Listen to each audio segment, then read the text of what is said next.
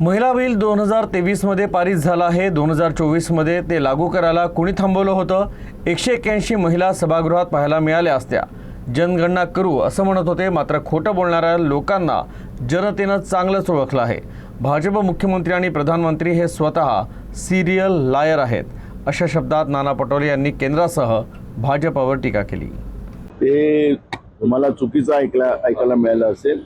भाजप आणि मुख्यमंत्री आणि प्रधानमंत्री हे स्वतःच सिरियल लॉयर आहेत आणि त्याच्यामुळे अशा वक्तव्यावर आम्ही प्रतिक्रिया द्यावी असं मला वाटत नाही। खोटं बोलण्याला हे लागतं।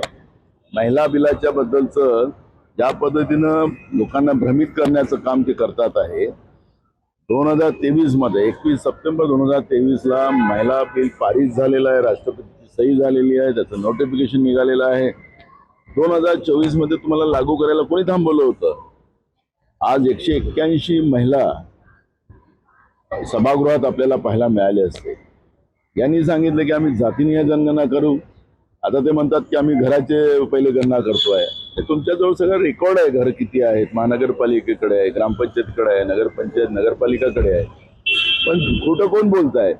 बहुजनावर सातत्यानं अन्याय करणारी जी मानसिकता होती ती आज सत्तेमध्ये आहे आणि ही सत्तेतली मानसिकता बहुजनांकडून त्याच्या तोंडातला घास हिसकण्याचा प्रयत्न करतात आहेत आणि म्हणून स्वतःच ते खोटं बोलतात आणि म्हणून या खोट्या बोलणाऱ्या लोकांना आता जनतेने ओळखून घेतलेलं आहे आणि भाजप पासून लोक कंटाळलेली आहेत, अशी परिस्थिती आज आहे।